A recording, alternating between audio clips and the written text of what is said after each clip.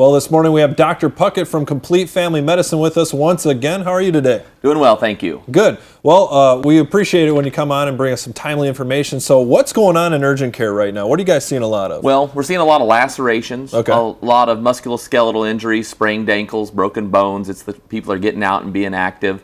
Asthma exacerbations. Sure. And then lately we've seen a real rush in poison ivy. Really? Poison ivy. So what do we do? How do you get poison ivy?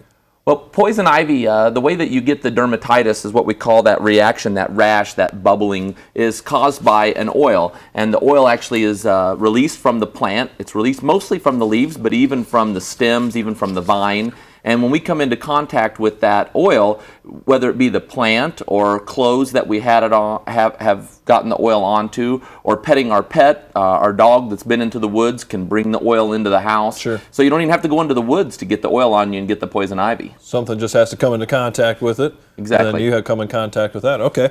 So how powerful exactly is the oil from poison ivy? Well, the oil is very, very powerful. It's called, the chemical is called urushiol, and it can live up on clothes for years and years. Okay. And so you can get into something. You can be working through the attic from a couple years ago and run across something that's drugged through the oil and get it. So it's got quite a long lifespan. They say that enough oil to cover a pinhead is enough to make 500 people react. Wow. So let's say every now and then we have someone who says, I've never gotten poison ivy before. What causes them to never have a reaction? Well, it's an allergic reaction like everything else. Most of us are allergic to it, and so given enough exposure, we'll react. But there are some people who are born with a natural immunity, just like some of us are allergic to ragweed and some of us aren't. Sure. Now, with poison ivy, most of us are allergic, but there are a few people who aren't. And then as we age and maybe have seen the allergen, the oil, time and time again, we may actually get where we react less severely over time. So it's kind of both ends of the spectrum. But if you're one of those people who says that you don't get poison ivy and you're going to pick it and rub it on you just to show us, do that enough times and you're going to get it.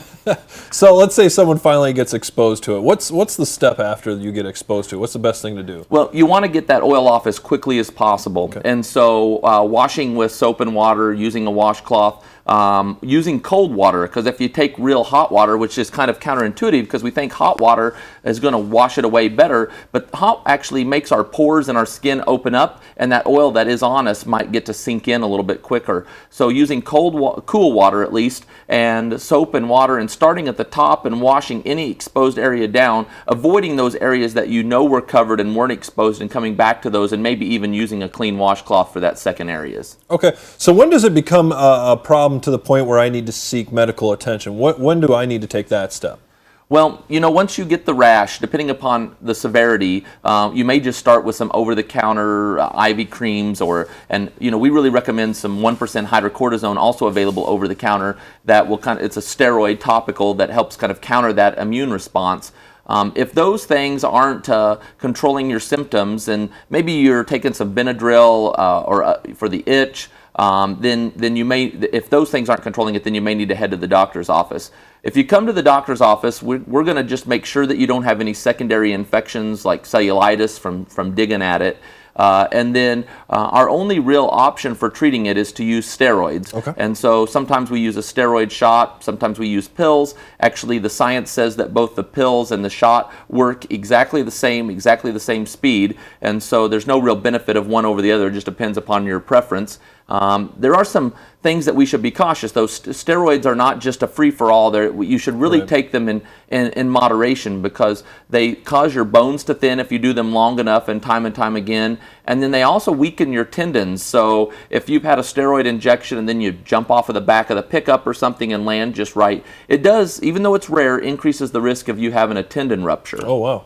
Okay, so let's say I've got the rash, I've got poison ivy. What's the possibility of me like rubbing up against somebody or knocking into somebody and spreading the rash to them? What's the possibility of that? As long as you've washed and there's no oil on you, then it's absolutely impossible for you to spread that. Oh, okay. So the water that's in those blisters is just water. It's not the oil. So despite common perception that it's very spreadable, it's not. Now what does happen is once we get the poison ivy, it puts our system in kind of high alert. And so maybe I have a spot on my leg and it's bothering me. And then I also had some exposure, but it wasn't quite as significant on my arm. And then I just brushed my arm against something, and that can cause those mast cells that are inside your under your skin to release and cause the dermatitis. So it can happen progressively, but it's not because it's spreading. So most importantly, just give yourself that good wash, and then don't be afraid that you're going to get it from somebody else. Okay, now I got to ask you, because we had this discussion during break.